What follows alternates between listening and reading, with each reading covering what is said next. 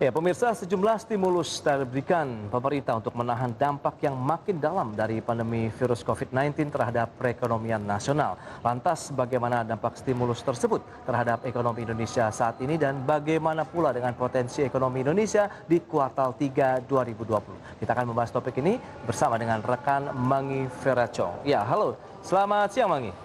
Iya, halo, selamat siang rekan Prasetyo Wibowo. Ya, apa kabar hari ini?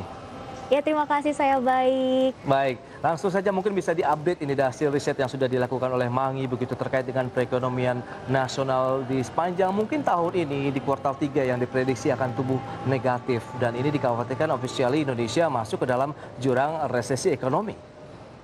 Iya, baik, terima kasih rekan Prasetyo Wibowo. Ya.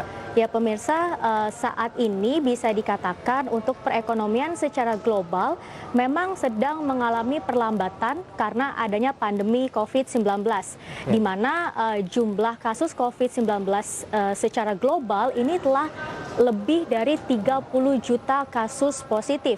Dan untuk Indonesia sendiri, ini berada di dalam daftar 25 negara dengan kasus positif kasus COVID-19 tertinggi, yang mana jika kita lihat dengan masih tingginya kasus COVID-19 di Indonesia, ini membuat pemerintah melakukan kebijakan-kebijakan atau menerapkan peraturan-peraturan baru yang secara tidak langsung ini mempengaruhi perekonomian. Nah, contohnya adalah PSBB, di mana penerapan PSBB ini secara tidak langsung juga mempengaruhi konsumsi rumah tangga dan juga mempengaruhi daya beli masyarakat. Karena memang saat PSBB ini diberlakukan ya, pemerintah meminta masyarakat untuk tetap di rumah saja dan mengurangi berpergian keluar. Yang akhirnya terjadilah penurunan daya beli masyarakat yang tergambar dari terjadinya deflasi pada bulan Agustus dan September 2020 lalu. Nah, jika kita bicara soal penurunan daya beli, kita review sedikit, kita lihat ke belakang sedikit. Pada kuartal 2 2020, Indonesia mengalami kontraksi pertumbuhan ekonomi itu sekitar 5,32%. Lalu jika kita bandingkan dengan negara lainnya seperti Cina dan Vietnam, di mana Cina pada kuartal kedua 2020 pertumbuhan ekonominya itu sudah mencatatkan pertumbuhan yang positif itu sekitar 3,2%. Tentunya pertumbuhan ekonomi yang positif ini juga diikuti oleh penurunan kasus COVID-19 harian yang memang jumlahnya sudah sangat kecil. Untuk Cina sendiri itu pertambahan kasusnya hanya sekitar 10 sampai dengan 20 kasus per harinya. Lalu kita lihat Vietnam. Vietnam ini pada kuartal kedua 2020 pertumbuhan ekonominya juga tumbuh positif sekitar 0,3%. Tentunya jumlah penambahan kasus baru COVID-19 juga menurun, itu sudah di bawah 100 kasus. Sedangkan untuk Indonesia sendiri jumlah kasus positifnya beberapa waktu belakangan ini sangat tinggi sekali begitu ya, lebih dari 3.000 kasus dalam satu hari. Nah, melihat masih tingginya kasus COVID-19 ini tentunya juga berpengaruh terhadap perekonomian Indonesia ya, sudah pasti. Betul. Dan secara tidak sadar nih Pras, tinggal 10 hari lagi kuartal ketiga 2020 ini akan selesai. Yang mana jika dilihat dengan masih tingginya kasus COVID-19, maka kecil kemungkinan Indonesia bisa lepas dari jurang resesi di kuartal ketiga 2020.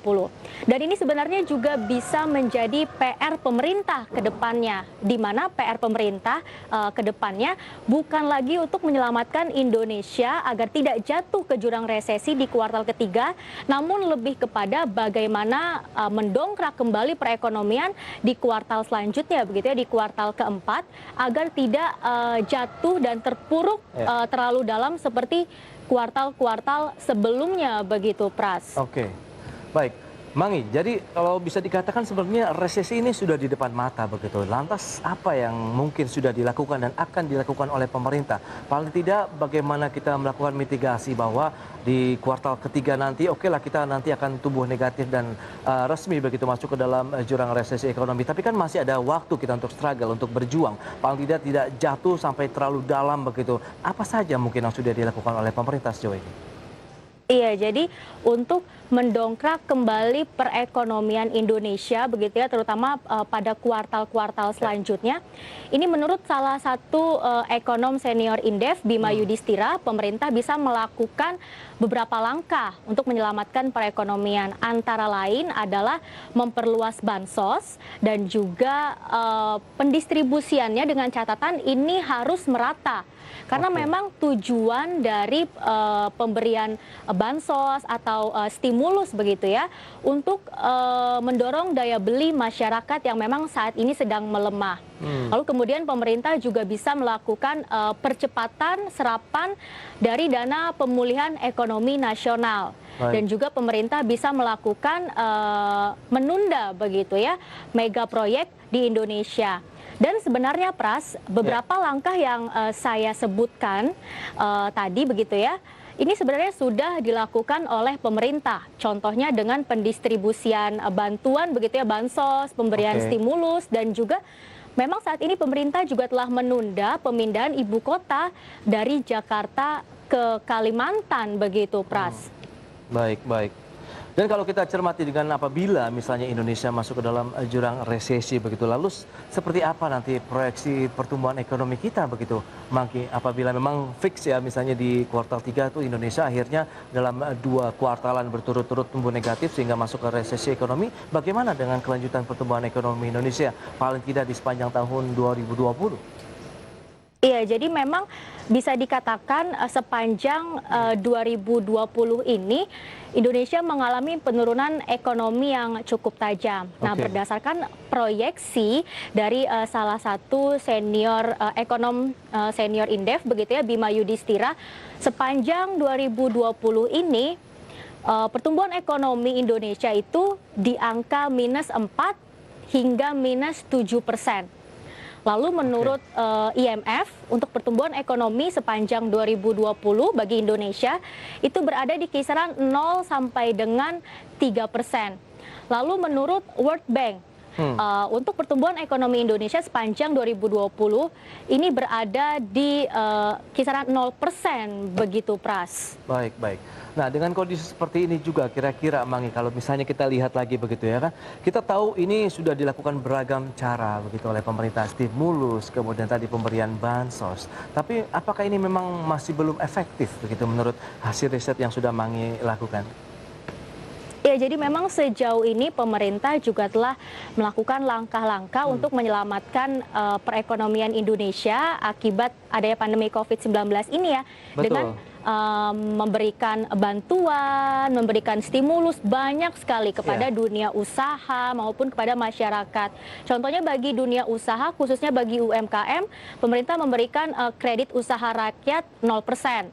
Lalu memberikan bantuan langsung tunai senilai 2,4 juta rupiah bagi UMKM. Lalu bagi masyarakat, pemerintah juga memberikan subsidi listrik, lalu subsidi gaji senilai 600.000 bagi karyawan atau pegawai yang memang gajinya itu di bawah 5 juta rupiah. Namun Pras, ternyata di sini yang perlu kita cermati adalah stimulus yang diberikan oleh pemerintah ini jika dibandingkan dengan negara lainnya itu angkanya masih sangat kecil sekali begitu, Pras, untuk Indonesia sendiri. Oke, nah itu dia. Memang kalau dibandingkan dengan negara lain begitu, dengan stimulus yang sudah diberikan, pemerintah Indonesia itu seberapa beda, dalam artian seberapa kecil sih sebenarnya stimulus yang sudah disalurkan pemerintah Indonesia dibandingkan dengan negara-negara lain? Atau memang itu lebih kepada untuk kawasan Asia Tenggara saja, atau kita bandingkan dengan negara maju misalnya? Iya, kita coba bandingkan dengan negara Asia ya, Pras ya, di mana ada Jepang, ada Malaysia dan juga Singapura, begitu. Nah, ini kita hitung dari persentase stimulus yang diberikan terhadap PDB negara tersebut. Begitu. Bagi Jepang sendiri itu kontribusi stimulus terhadap PDB negara Jepang itu sekitar 21%. Sedangkan untuk Malaysia itu sekitar 20%. Sedangkan untuk Singapura itu sekitar 13%. Dan untuk Indonesia ini hanya di angka 4%. Lalu jika kita lihat jumlahnya begitu ya, berapa yang telah digelontorkan oleh pemerintah di negara-negara lain untuk menyelamatkan perekonomian. Kita ambil contoh Malaysia misalnya, di mana Malaysia ini pada bulan Maret 2020 lalu telah menggelontorkan dana sekitar 900 triliun rupiah. Dan pada bulan Juni 2020 pemerintah Malaysia kembali menambahkan lagi dananya begitu ya untuk pemulihan ekonomi sekitar 114 triliun rupiah. Dan memang Indonesia juga memiliki program untuk memulihkan ekonomi yang disebut dengan program pemulihan ekonomi nasional begitu ya, di mana sepanjang 2020 ini untuk anggaran dana PEN atau pemulihan ekonomi nasional bagi Indonesia ini hanya 695,25 triliun rupiah. Jadi Pras bisa bandingkan ya, Pras dan pemirsa di rumah bisa bandingkan ya perbandingannya antara tadi contohnya Malaysia dan juga Indonesia begitu. Baik. Jadi memang perbandingannya cukup besar sebenarnya dari sisi penyaluran dana stimulus yang diberikan dengan negara-negara tetangga kita begitu ya, Mang ya. Baik. Tapi kalau kita bicara mengenai dana PEN bagaimana begitu? Pemulihan ekonomi nasional yang sudah dianggarkan 695,2 triliun. Nah, sejauh ini realisasinya sudah sampai mana, Mang? Iya, jadi dari anggaran senilai 695,2 triliun rupiah ini, sejauh ini perkiraan terserapnya itu baru sekitar 36% atau sekitar 254 triliun rupiah, di mana dana PEN ini juga terbagi-bagi lagi begitu ya, untuk sektor kesehatan, sektor UMKM, dan juga koperasi. Kita ambil contoh untuk sektor kesehatan, di mana sektor kesehatan ini sebenarnya memiliki porsi sekitar 12,5% dari dana PEN, atau sekitar 87,5 triliun rupiah. Dan saat ini baru terserap sekitar 15,8 triliun, yang artinya baru terserap sekitar 18% dari anggaran yang disediakan. Sedangkan jika kita lihat lagi, saat ini jumlah kasus COVID-19 di Indonesia, terutama di Jakarta sendiri, ini sedang mengalami peningkatan. Bahkan banyak sekali rumah sakit yang sudah tidak lagi bisa menampung pasien COVID-19 karena memang fasilitasnya ini sudah full begitu, Pras. Dan hingga saat ini belum ada penambahan dana dari pemerintah terkait hal tersebut. Itu merupakan salah satu contoh yang penyerapannya masih rendah. Lalu kita lihat yang penyerapannya sudah lumayan cepat begitu ya. Itu contohnya dalam sektor UMKM, di mana pemerintah menganggarkan dana sekitar 123 triliun rupiah.